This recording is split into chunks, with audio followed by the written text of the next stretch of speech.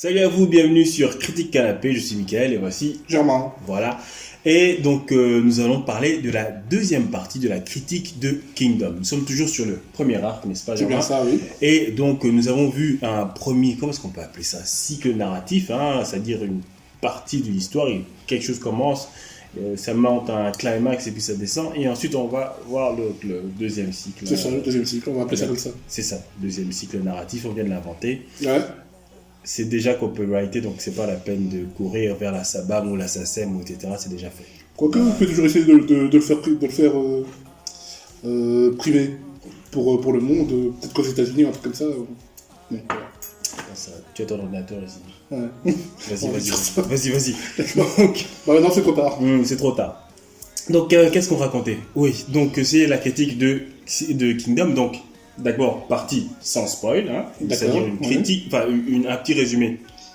Avec une première Un analyse. synopsis sans spoil, C'est ça, avec une première analyse. Et puis, partie spoil, là, c'est le résumé complet. c'est ça. Où là, en fait, on fait aussi le lien avec les conséquences qu'il aura sur plus tard dans l'histoire. C'est ça. Et donc là, du coup, on fait une analyse globale de cette deuxième présentation.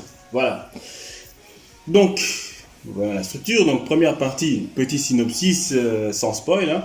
Donc, qu'est-ce qui se passe durant ce... Je rappelle, donc, au premier événement, donc, Shin découvrait... donc, on découvrait Shin et Hyo. Hein, et Hyo était parti avec Shobun-kun pour travailler au service du roi. Hyo revient ensanglanté, il meurt dans les bras de Shin. Et Shin découvre donc la conspiration, le coup d'état qui se passe au palais, donc il accompagne le roi, il le protège, etc. Tout en gardant une grudge, comment on dit ça déjà en français? Une rancœur contre le roi parce qu'il considère comme responsable de la mort de Hyo. Et ensuite ils arrivent, donc le but du roi c'est d'arriver à une maison, une espèce de palais comme ça, palais d'été du roi de Chine qui a été construit il y a longtemps par un roi de Chine dont j'ai oublié le nom, et donc qui était une espèce de... Beaucoup, voilà. Il fallait penser peu, beaucoup. Ouais. Voilà. Et donc... c'est des petits trucs comme ça que vous pouvez utiliser pour vous rappeler des trucs. Et donc... C'est un peu fort comme procédé, mais ça marche. beaucoup ont essayé. Ok. Voilà, donc qu'est-ce que je disais? Et donc, arrivé là-bas, cette maison, ce palais est un peu comme une ambassade entre le peuple des plaines, c'est-à-dire Chine, disons le royaume de Chine, et de Qin, pardon, et le peuple des montagnes qui doit être, à qui on va demander, à qui Sei, le roi, va demander de l'aide pour l'aider, donc oui, de l'aide pour l'aider, va demander de l'aide pour reprendre son pouvoir, reprendre le pouvoir. Et donc on s'était arrêté, donc cette partie-là s'est arrêtée avec, ils sont arrivés là-bas, ils ont pris un peu le temps de se reposer, il y a donc Sei, Shin et Karyoten, et là arrive quelqu'un, Muta,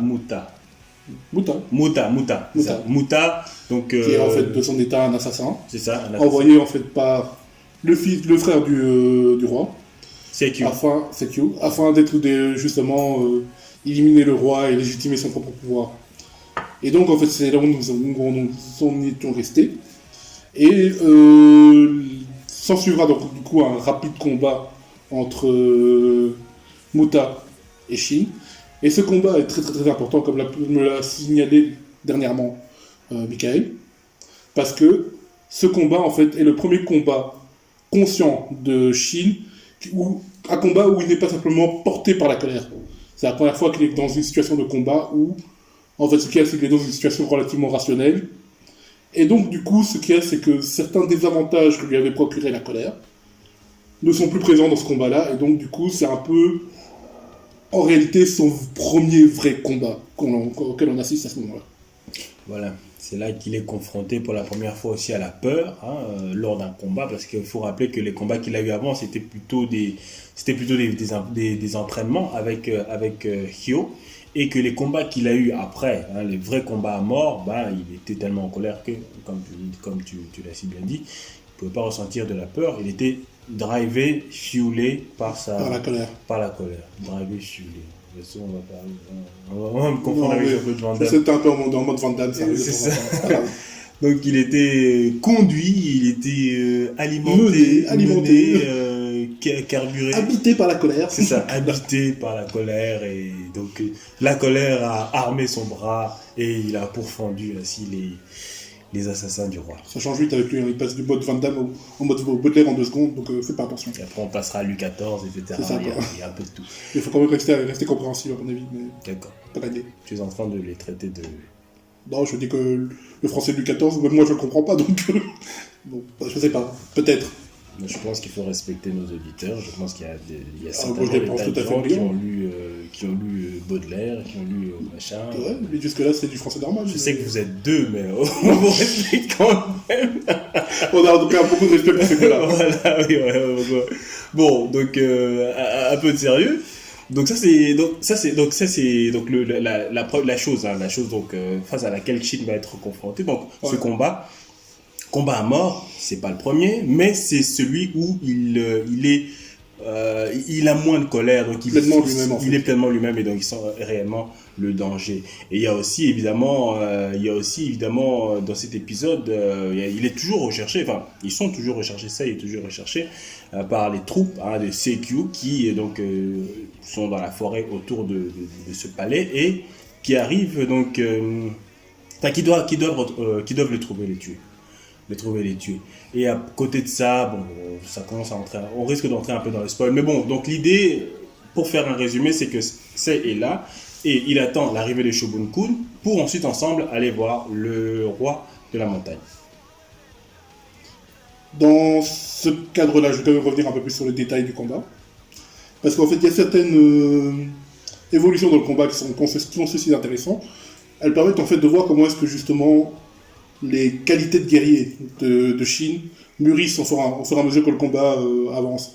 Donc on part avec un Shin qui en fait avait je suis tenté de dire le 2 sables, je suis pas certain que ce soit très français. On va dire plutôt qu'on part d'une situation où Muta a le dessus sur Shin, parce que justement l'expérience, une certaine confiance en lui-même du fait du nombre de victoires qu'il a remportées, etc. le mène très vite justement dans une situation où il exerce une pression psychologique sur Shin, qui du coup en fait a tendance à reculer et donc finalement à contrer plus difficilement les assauts de son adversaire. Mais là en fait ce qu'il y a, c'est qu'on a déjà un premier aperçu de ce que sera la dynamique entre Shin et Issei, le roi de Qin, pour ceux qui auraient oublié qui est Issei. Et donc, en fait, ce qu'il y a, c'est que à partir du moment où, un peu ironiquement pour le titiller, Issei propose de l'aide pour le combat à Shin, Shin, piqué dans son amour propre, commence déjà par refuser. Donc déjà, ça éveille quelque part son esprit à des suggestions et à être plus attentif à ce qui se passe. Après quoi, Issei va lui faire une injonction en lui disant « Arrête de reculer ». Et là, tout de suite, ça va déclencher toute une série de raisonnements dans l'esprit de Shin, qui va comprendre que oui, effectivement, s'il contient plus difficilement les assauts, c'est parce que l'équilibre dans lequel il est quand il les ressent n'est pas le bon, etc. Et donc, dès le moment où ce changement se fait, les qualités naturelles de Shin, la capacité à analyser les mouvements de l'adversaire, etc., reprennent le dessus, et ça permet finalement à Shin de gagner. Pourquoi est-ce que je prends la peine de détailler à ce point-là, en fait, ce combat-là ? C'est parce que ce combat est pratiquement récurrent dans tous les combats que mènera Shin jusqu'à la fin. C'est toujours des situations où l'adversaire a un avantage quelconque. Shin commence par être légèrement perturbé par l'avantage de l'adversaire en question. À force d'analyse, d'expérience, il finit par comprendre ce qu'est le point fort de l'adversaire et développer une stratégie pour la contrer. Et donc, du coup... C'est un peu mieux que le pouvoir de l'amitié. Bon, ça varie un peu. Non, c'est ça. Disons que lui, il se contente pas de toucher sur l'épée de ses potes et de foncer dans le tas après. Et donc, en fait, ce qui se passe avec ce schéma-là, c'est qu'il a quand même l'avantage de montrer, en fait, une des qualités de Shin, qui n'est pas évidente au point de départ, parce que comme il est relativement peu instruit, il a tendance à poser des questions un peu stupides, par rapport au contexte dans lequel il est. Sans oublier que, les codes des shonen, parce que c'est aussi un peu un shonen quand même, veulent qu'effectivement le personnage principal pose des questions stupides pour permettre justement de détailler l'univers dans lequel ça se passe pour les lecteurs. Donc, tout ça mis ensemble, en fait, c'est un peu le choix que l'auteur a fait pour rappeler que finalement, si ce gars deviendra probablement un grand général, c'est pas parce que c'est un crétin qui aura de la chance, mais que déjà d'emblée, c'est quelqu'un qui est capable d'analyser, et ses capacités d'analyse vont sans doute se nourrir, etc., jusqu'à ce sans doute être nourries, jusqu'à ce qu'il devienne un général. Ce qui est important aussi avec ce cycle narratif, c'est que c'est un cycle où Shin a commencé un peu a repris son équilibre. Ouais. Parce que bon, au début il avait son équilibre, il vivait avec Kyo. Ils avaient un objectif. Kyo meurt, il est perdu parce que Ryo c'était un peu sa boussole, hein, et donc perdu, il suit Les mouvements de colère du moment. oui, il suit Même le si mouvement finalement, à de- un certain moment, ça le guide vers Issei. Voilà, Versailles. Et finalement, quelque part, Sei va commencer, on voit que Sei devient un peu sa boussole. Ouais. Et ça va se concrétiser dans cet épisode où il va enfin retrouver son équilibre et retrouver son objectif de devenir un grand général. Et c'est aussi un moment pour Kaioten où ce personnage commence un peu à s'affirmer, Ouais. tu vois, commence un peu à nous révéler un peu les contours de sa personnalité et ses objectifs. Il veut devenir fort, hein, oui, il. Il veut devenir fort donc c'est un peuple, il est du peuple des montagnes, hein. Et ainsi donc il est du peuple des montagnes, il n'a aucun contact avec son peuple, avec sa famille, etc. Ils sont arrivés dans ce village où il a vécu là-bas un peu comme ça, hein, c'est des immigrés qui arrivent à une meilleure vie, mais après ça s'est mal passé, ses parents sont morts, etc. Bon, c'est un peu rencontrer le peuple des montagnes, c'est un peu aussi quelque chose d'un peu excitant pour Karyuten, parce que c'est une façon de se reconnecter avec ses racines. Et Karyuten a aussi une envie de puissance. Karyuten n'a pas envie d'être le petit moineau qui est là et tout, qui se débrouille. Karyuten est très fort. Karyuten a quand même réussi à survivre, ne crève pas, a quand même réussi à survivre dans ce village de brigands. Et Karyuten, on sent donc, veut devenir beaucoup plus fort. On a aussi découvert que Karyuten était aussi quelqu'un de beaucoup plus réfléchi que pour ça, on l'avait déjà compris. Hein, beaucoup plus Ouais, ça, réfléchi en même temps, c'est pas très que difficile, Shin. a priori. Oui, en même temps, voilà. Parce que si, comme je le développais là tantôt, il a le cerveau qui travaille très vite en situation de combat, en dehors des situations de combat, bon voilà, c'est un personnage de shonen assez classique.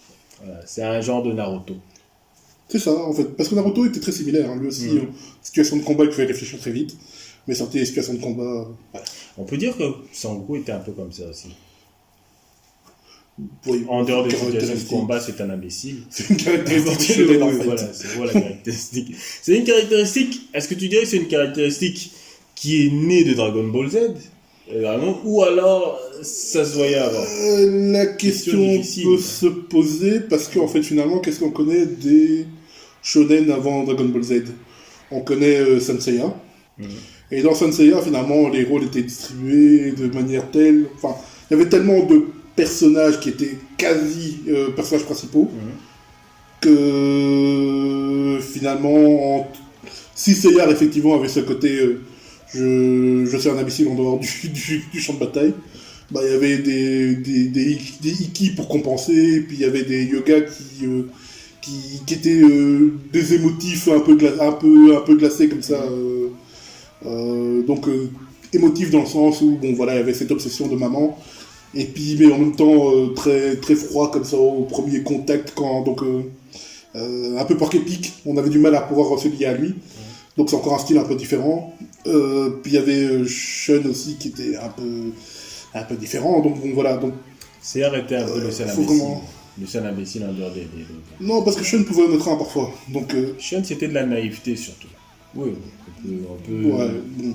Oui, voilà. Mais bon, Mais bon, ouais, donc du coup, pour répondre à la question, c'est un peu difficile. ouais. On n'en sait pas assez sur les shonen d'avant pour trancher. Surtout que, Désolé.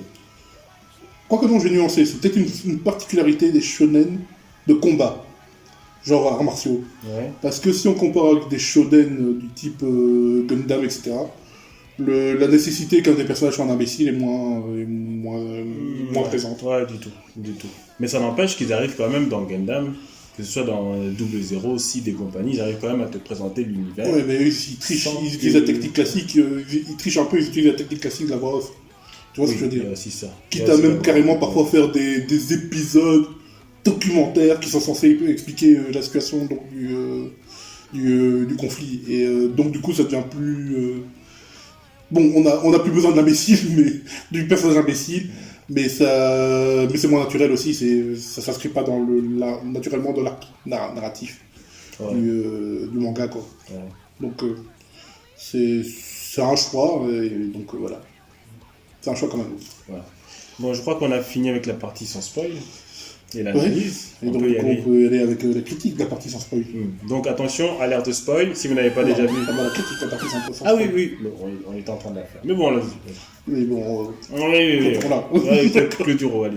Parce que bon, tu parlais de finir la partie sans spoil. Ah oui, donc critique compris. Ouais, d'accord, non, t'as raison. Ouais, on l'a fait, hein. Ouais, on l'a fait. T'as vu? Avant qu'il y ait autre chose à rajouter, non? Moi je dis, c'était important c'était un épisode où Shin, enfin c'était un sous-arc où Shin va, on peut dire sous-arc. Hein. Ouais. Je crois qu'une chose. Faut sauver ça, sous-arc, ouais. c'est sous-arc. Une chose intéressante peut-être à préciser parce que bon, comme vous vous en rendez compte, en fait, on essaie d'améliorer l'émission au fur et à mesure qu'on la fait, etc. Et donc du coup, je me demande si ce serait pas intéressant que d'une part, je rappelle quels sont les épisodes qui sont concernés par l'émission. Oui, ça serait bien. Et le mettre aussi en lien un peu dans de la vidéo. Ouais. Et donc là, ça concerne en fait des épisodes de 4 à 8. Ouais, 4 à 8. Et donc, on a tout dit. Hein. Moi, j'ai donc dit de mon côté que c'était un épisode où Shin retrouve son équilibre. Des épisodes. Oui, c'était un sous-arc. Ouais. Et je disais qu'il fallait garder aussi le nom sous-arc. Ouais, c'est vrai. C'est bon, voilà. Et donc, sous-arc ou cycle, etc., où Shin retrouve son équilibre, Sei se révèle un petit peu, et Carleton se révèle un petit peu. Montrant un peu ses velléités, et Sei, parce que, voilà, on a oublié quelque chose. Ah ouais. Sei commence à dévoiler sa stratégie pour récupérer son trône. Effectivement. Stratégie qui passe par, en fait, on l'a dit, mais sans préciser plus en détail que c'est effectivement la stratégie qu'il avait en tête pour reprendre le trône, parce qu'on a parlé de faire une alliance avec les peuples des montagnes. Ouais. Mais forcément, ce qu'il y a, c'est qu'une stratégie, ça ne se construit pas uniquement sur des projets à court terme. Donc il fallait encore se mettre d'accord sur le projet commun à moyen et à long terme.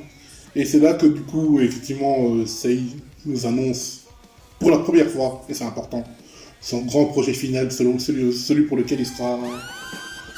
Je t'arrête parce que je sens que tu... Non, c'est dans l'épisode. C'est dans l'épisode. Oui, mais on est dans le non-spoil. Non, mais je ne spoil pas, c'est dans le... Il le dit, d'accord. Oui. Bon, limite, spoiler, c'est peut-être dire s'il va réussir ou s'il va pas réussir, mais l'histoire, c'est que... Ben, on va donc mettre d'abord la banderole spoil, hein. Alerte spoil. Bon. Parce que les gens ne le savent pas encore. Non, mais ils savent quand même ce qu'il veut faire. On le dit dans cet épisode. Oui, on va le dire, mais dans la partie spoil. Non, mais... Il le dit dans l'épisode, donc c'est pas du spoil, c'est pas une projection sur ce qui se passe après. Oui, certes, mais c'est une grande annonce, tu vois ce que je veux dire. D'accord, si tu veux mettre des formes. Spoil, voilà, il y a une banderole. Ouais, c'est ça. Pas si on va la rajouter. Voilà, on va la rajouter. Si vous la voyez pas, c'est qu'on a pas encore les moyens. Dans le doute, en fait, on va... Tu fais en bas, je fais en haut, comme ça on est sûr d'être dans un bon truc. Il y aura une banderole quelque part.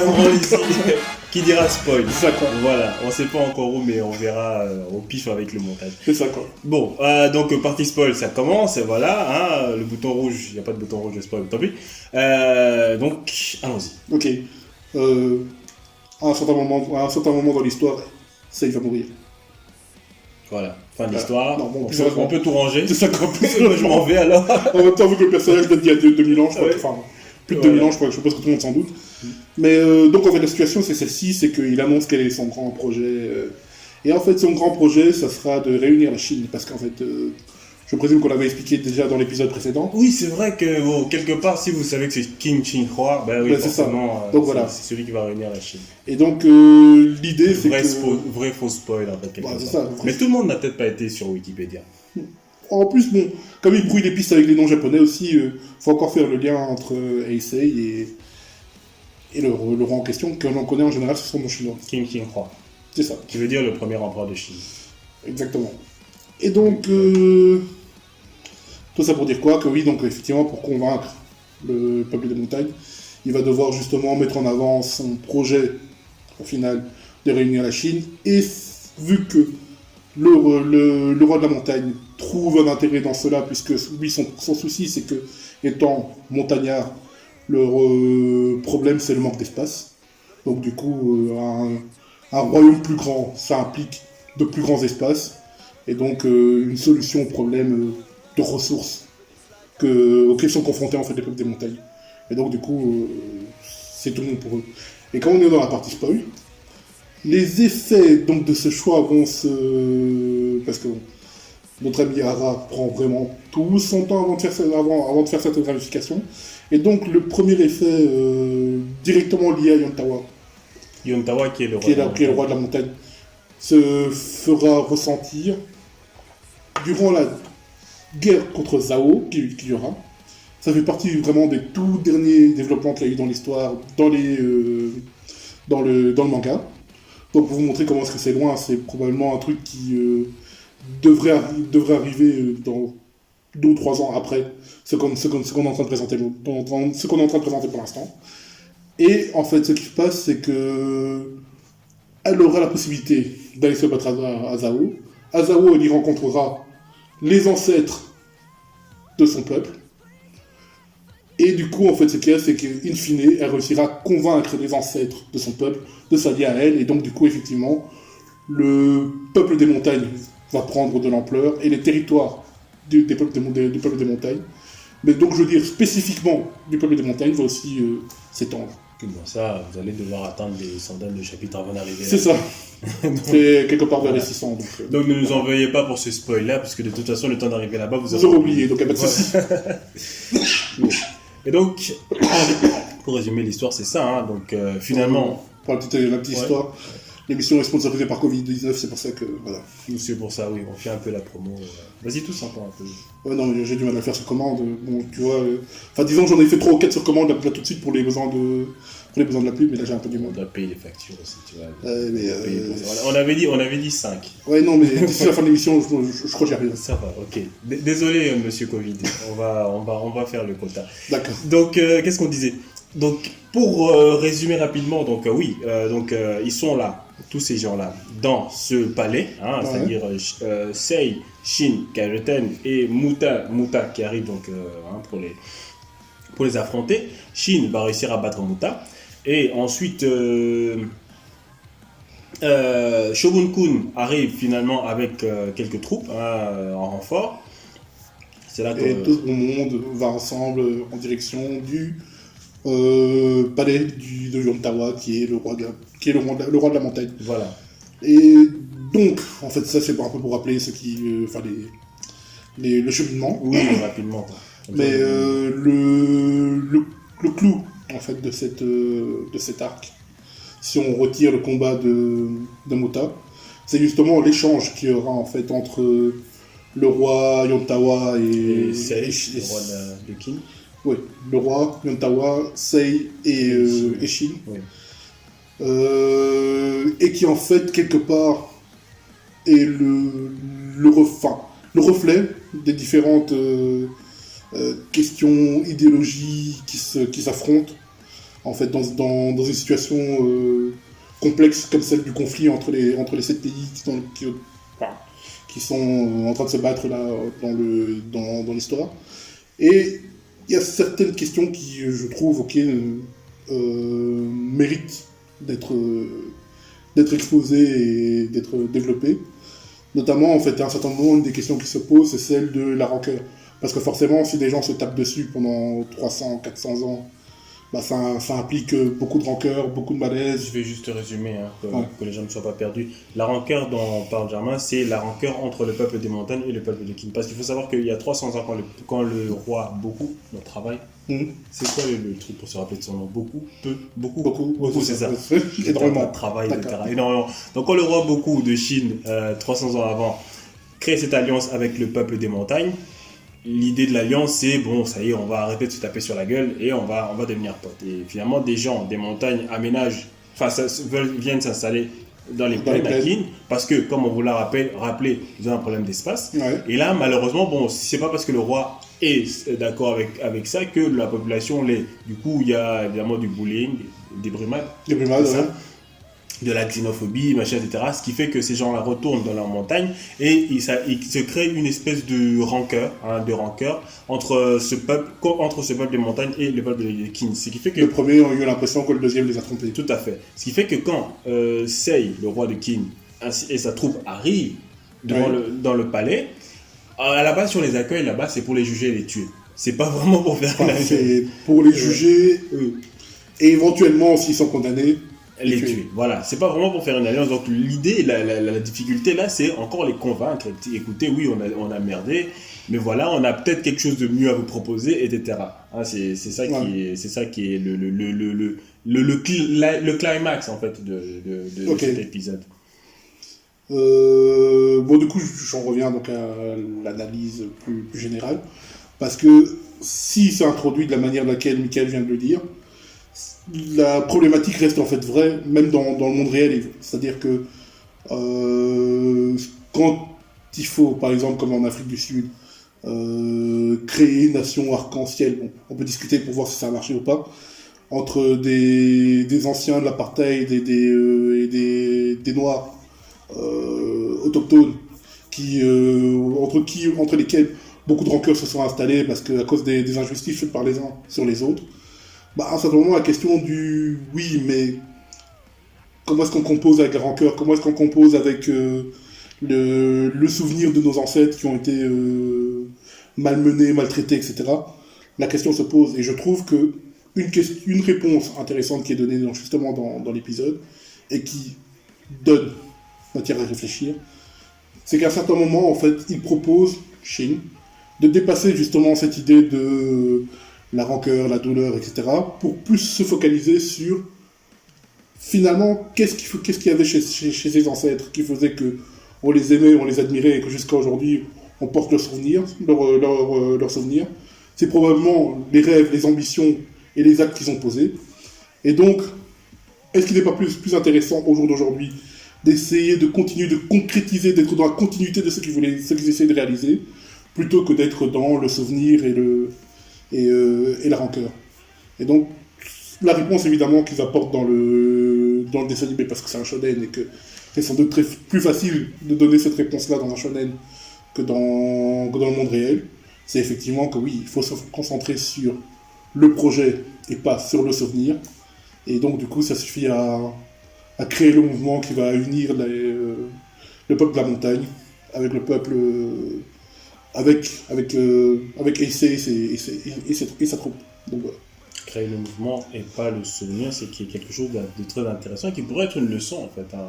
Bah justement, moi, quand je proposais cela en matière de réflexion, je trouvais qu'il y avait matière de réflexion et que peut-être ce serait quelque chose qui pourrait faire une différence dans la vie des uns et des autres. Avec beaucoup de gens, que ce soit aussi bien en Afrique du Sud, hein, et on en a parlé, mais bon, il y a aussi le Zimbabwe, il y a le Zimbabwe, il y a les États-Unis, il y a l'Australie, il y a énormément de pays où ce genre de leçons. En fait, les politiques devraient peut-être regarder les shonen.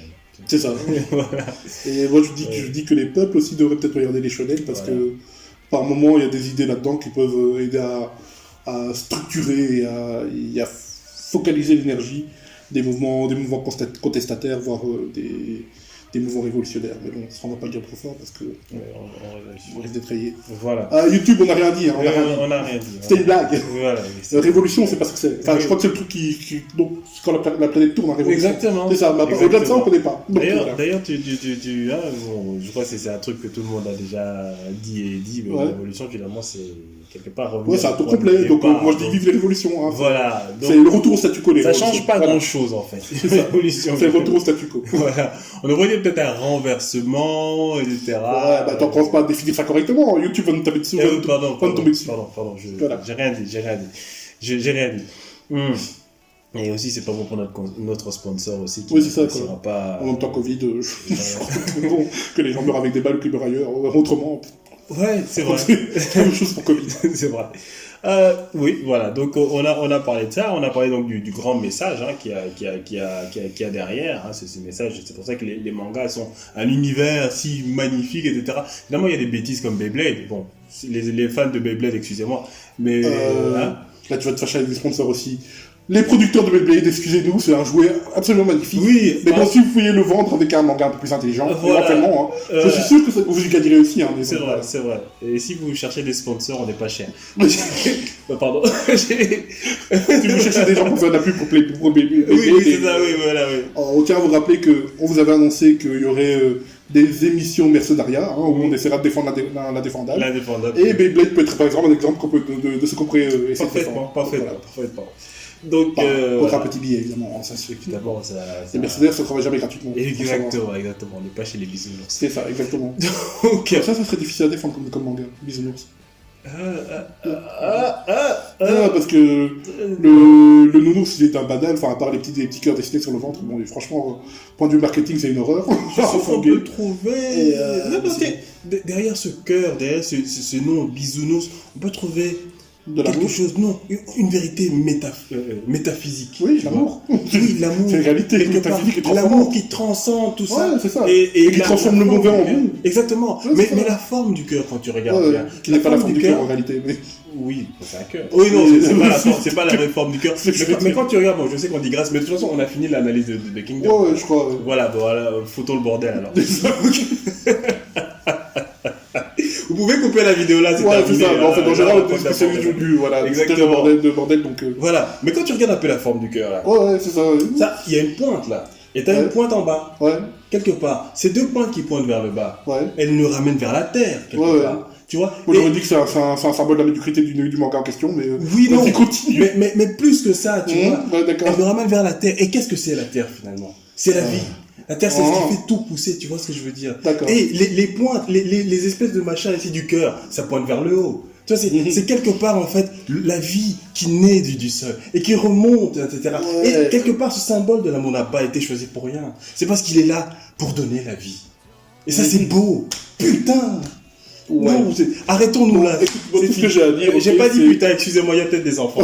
Oui, mais. Moi, tout ce que j'ai à dire, ok, c'est que c'était magnifique, ok. Ouais, je mais sais. si tu sais me le ressortir demain, de la même manière, en respirant, là, je te prendrai un peu au sérieux. Mais sinon, sincèrement, parce que pour l'instant, ça ressemble beaucoup au délire. Au délire passionné de quelqu'un. Non, je suis désolé, mais c'est l'inspiration. Oui, délire passionné. Ça vient comme ça. C'est ça, et puis ça part. Délire passionné. D'ailleurs, il faut que je le note. Il faut Oui, qu'on c'est n'ait ça. pas qu'on me pique, tu vois. Voilà. Bon, bah. Je suis pas certain que tu sois capable de le renoter parce que c'était tellement discordu comme raisonnement que. Ouais, c'est peut-être le pire, en fait. Non, c'est ça, quoi. Bon, Voilà. en fait, je critique beaucoup ce genre de raisonnement parce qu'en réalité, c'est moi le spécialiste de ce genre de raisonnement en temps normal. Et je suis particulièrement vexé qu'il y ait pensé avant moi. Il est donc, bien voilà. pire, en fait. Il est bien pire. Non, mais c'est ça. Ben voilà, je crois qu'on a terminé. Hein. Ouais, je On crois a fini avec l'analyse de ce deuxième sous-arc de Kingdom. Ok. On vous souhaite une très bonne soit soirée, soit journée, soit matinée, on s'en fout de toute façon, Enfin, la vidéo vous la Tant que c'est bon, après le détail. Exactement. Voilà, quoi. Voilà, on se retrouve une prochaine fois pour une autre critique. Ok. Salut. Salut. Ouais. J'ai toujours rêvé de le faire, hein, c'est juste pour ça. D'accord. Ouais, bon, mais il faut s'arranger avant. Parce que... voilà, on coupe.